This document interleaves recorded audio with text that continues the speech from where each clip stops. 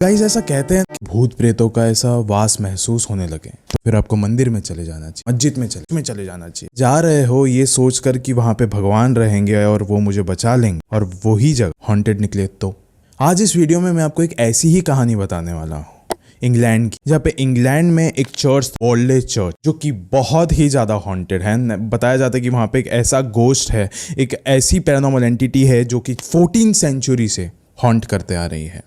ये जगह इंग्लैंड की द मोस्ट हॉन्टेड प्लेस बन के रह गई है। एंड गाइस इतना ही नहीं, वहाँ के सारे अखबारों में भी इसके बारे में लिखा गया। इस कहते हैं ना कि अगर कोई भी हॉन्टेड जगह हो तो वहाँ पे सबसे पहले पैरानॉर्मल इन्वेस्टिगेटर्स का जाना बनता है, क्योंकि वो ही उस चीज़ को कंफर्म करेंगे कि वहाँ पे कुछ है या नहीं। एंड गाइस इस जगह पे भी गए थे।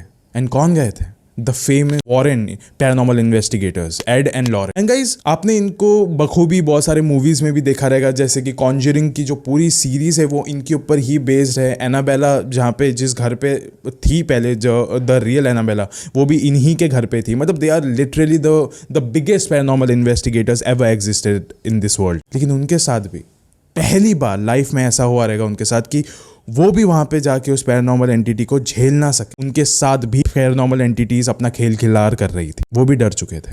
एंड आज इसी कहानी के बारे में हम आगे बात करेंगे। अब ये वीडियो शुरू करने से पहले ऐसे ही और horror, mysterious and historical videos देखने के लिए सब्सक्राइब कर दीजिए इस चैनल को।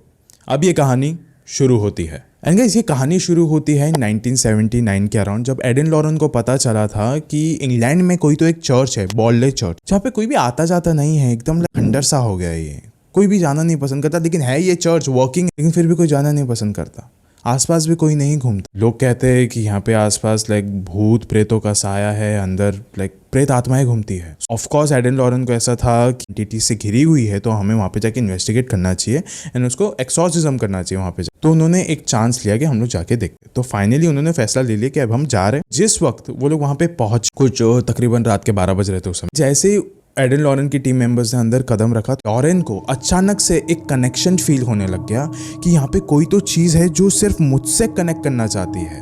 उसी वक्त ना लॉरेन ने अपनी नजरों के सामने देखा कि कोई तो एक शैडो है। ये शैडो ने नन के कपड़े पहने हुए हैं और नन के कपड़े पहनने के बाद वो बस उसी की तरफ देख रही थी। उसको देखने के बाद उसने कुछ किया नहीं, बस वो वहां से मुड़ के चले गई चर्च के ऑल्टर की तरफ। इस हिस्से के बाद लॉरेन को एक चीज तो एकदम कंफर्म हो चुकी थी कि ये जो चर्च है, यहाँ पे वाकई में आधी रात को एक प्रेत आत्मा निकलती है भटकने के लिए, जो कि असल में एक नन है। अकेली नहीं है, उसके साथ एक मॉन्क की आत्मा भी भटकती है यहाँ। फिर एडन लॉरेन वहीं पे उसी चर्च के एक प्रीस्ट के पास गए। उन्हें कहा कि हमने जस्ट अभी अभी एक नन की यहाँ पे रूह को भटकते हुए देखा है। उसके जैसे उस प्रीस्ट ने ये सब कुछ सुना ना, वो भागते हुए गए प्रेयर रूम में, वो जाके प्रे करने लग गया जल्दी से।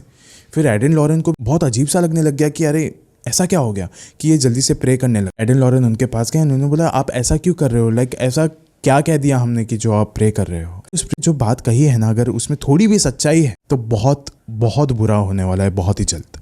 फिर उस प्रीस्ट ने कहा कि जिस आत्मा की आप बात कर रहे हैं वो आत्मा को कई सालों पहले हमने मार दिया। अगर आपने उसे वाकई में देखा है, इसका मतलब कई सालों पुरानी आत्मा जिसे हम सब ने मार दिया था बड़े मुश्किलों से, वो वापस से जाग चुकी है एंड अब शायद से वो वापस नहीं जा सकती। एडन लॉरेन ने बोला कि किस आत्मा की बात कर रहे हो आप? ये एक नन। इसके बारे में पूरा जानने के लिए आपको इसका इतिहास जानना बहुत ही ज्यादा बेहद जरूरी है। असल में ये कहानी 14th सेंचुरी में शुरू होती है, जब बॉल्डे के इस चर्च में बहुत सारी नन्स रहा करती थी। उन्हीं में से एक नन थी जो कि थोड़ी सी अलग थी, थोड़ी सी स्पेशल थी। एंड वहीं पे दूसरी तरफ वहां पे बहुत सारे मॉन्क्स भी रहा करते थे जो कि दूसरे कम्युनिटी के थे, लेकिन कुछ ही वक्त के लिए आए थे वो वहां पे। एंड धीरे धीरे करके ये जो नन थी उसका एक अलग ही तरीके का संबंध बनने लग गया था एक स्पेसिफिक मॉन्क के साथ, जो कि धीरे धीरे करके सारे चर्च के कम्युनिटी वालों को पता चला। जब उन्हें पता चल गया इसके बारे में कि हमारे ही यहाँ की एक नन है जो कि एक मॉन्क के साथ अपना रिलेशन बढ़ा रही है, वो नाजायज संबंध बढ़ा रही है, तो वो उन्हें बिल्कुल भी मंजूर नहीं था। वालों ने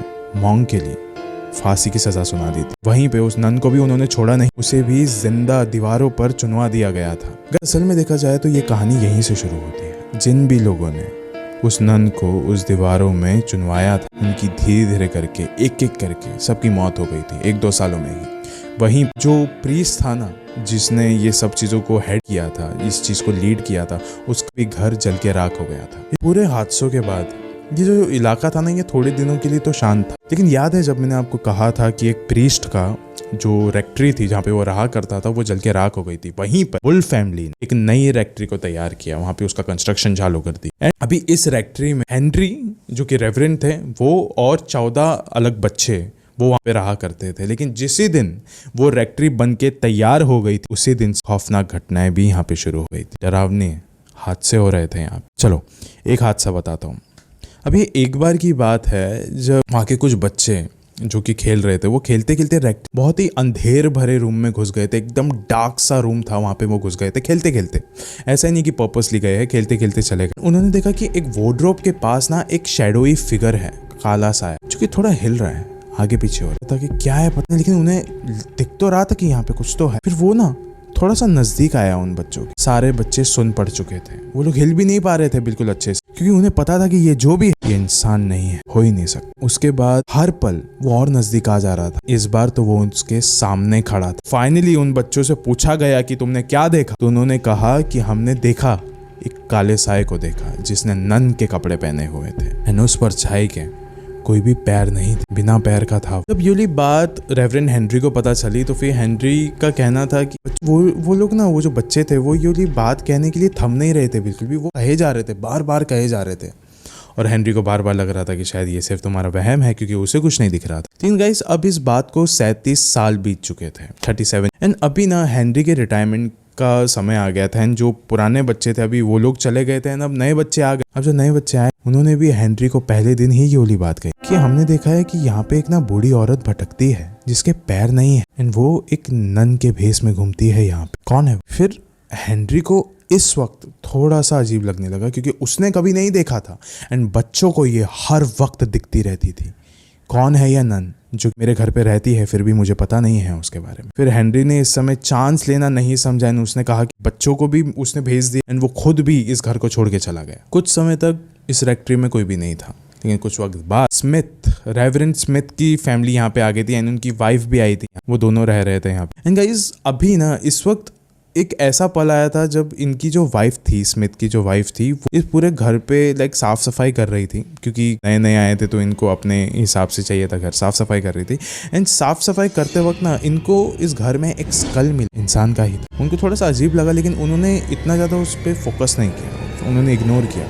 लेकिन हर रात को जब से ये स्कल उन्हें मिला था, किसी ना किसी के उस रेक्ट्री में चलने की आवाज़ें आती थी, जबकि घर पे कोई होता भी नहीं था। दौड़ने की आवाज़ आती थी, रोने की आवाज़ आती थी, हंसने की आवाज़ आती थी। उन्हें इतना पता था कि ये जो कोई भी है एक औरत है, एंड ये हमें चैन से जीना देना नहीं चाहती, हमें परेशान करना चाहती है, शायद हमें मारना भी चाहती है। रेवरेंड स्मिथ की वाइफ अभी इस कदर से कांप चुकी थी कि लाइक उसे बिल्कुल भी रहा नहीं जा रहा था कि मुझे बताना है किसी को, तो क्योंकि क्या पता हमारे बाद कोई और फैमिली आए एंड उनके साथ भी ये सारे हादसे हो। तो उन्होंने यूके के डेली मिरर को जाके ये सारी बातें कही, एंड उस समय लाइक डेली मिरर को भी ऐसा लग रहा था कि हाँ, हमें भी ऐसा लगता है कि यूके के बॉर्ले चर्च में कुछ ऐसा है जो वहाँ पे लाइक लोगों को रहना देना नहीं चाहती। हर कोई आता है और बाद में वापस से चला जाता है, कोई वहाँ पे रुक ही नहीं पाता है, हादसे कभी खत्म नहीं होते वहाँ। उसके बाद उन्होंने ही कहा कि लाइक हम आपकी हेल्प करते हैं। वहाँ पे एक बहुत फेमस पैरानॉर्मल इन्वेस्टिगेटर थे, फिर उन्होंने एक पैरानॉर्मल इन्वेस्टिगेटर को कांटेक्ट किया जिनका नाम था हैरी प्राइस। एंड गाइस आपको भी पता होगी ये वाली बात कि कैसे पैरानॉर्मल इन्वेस्टिगेटर्स अपने टूल्स के मदद से आत्माओं को कांटेक्ट करते हैं, जानना चाहते हैं कि लाइक उनकी तकलीफ क्या है, क्या वो यहाँ से जाएंगे कि नहीं।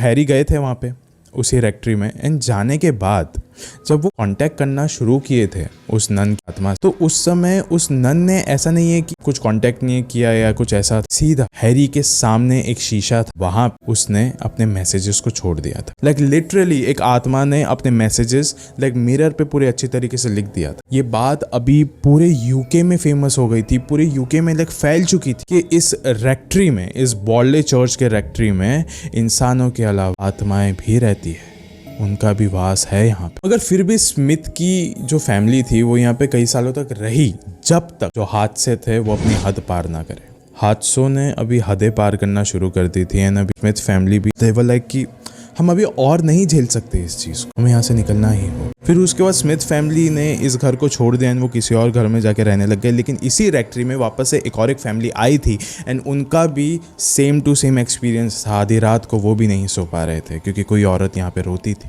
फिर वापस से हैरी प्राइस ने यहाँ पे वापस से मदद करना शुरू कर दिया कि चलो मैं आपकी मदद करता हूँ इस चीज़ में। हैरी प्राइस को वॉल राइटिंग्स होते थे उस घर में, उससे उसको पता चल गया था एक पॉइंट कि इस नन का कंकाल किधर है। उसने जाके वो फाइंड आउट भी कर लिया था। सारी चीज़ें हो रही थी वहाँ पे, लेकिन फिर भी गाइस कुछ मदद नहीं हो रहा। चलो वो नन का कंकाल मिल गया, सब चीज़ें हो गई, वॉल राइटिंग से पता चल गया नन के साथ कनेक्शन हो रहा है, लेकिन फिर भी वो नन उस घर को छोड़ के नहीं जा रही थी। फिर एक हादसा हुआ जो कि कई सालों पहले हुआ था इस बोर्डली के रेक्ट्री में, कि ये जल के राख हो गई थी। फिर वापस 1939 में ये घर, ये रेक्ट्री वापस से जल के अभी खंडर बन चुकी है। लेकिन इसके बाद भी उस नन का हॉन्ट करना खत्म नहीं हुआ गाइस। जैसे मैंने आपको बताया, हद तो अभी पार हो रही थी जब रेक्ट्री को छोड़ के अब वो चर्च में भी भटकना उसने शुरू कर दिया था। लिटरली एक ऐसी जगह पे भटक रही थी जहाँ पे भगवान, लेकिन फिर भी वहाँ पे भटक रही थी। मतलब सोचिए ये कितनी ज्यादा खौफनाक हो सकती है, ये कितनी ज्यादा खतरनाक हो सकती है कि ये एक भगवान के सामने भी भटकने के लिए शर्मा नहीं रही, डर नहीं रही। लोग यहाँ पे शाम के बाद आते भी नहीं थे,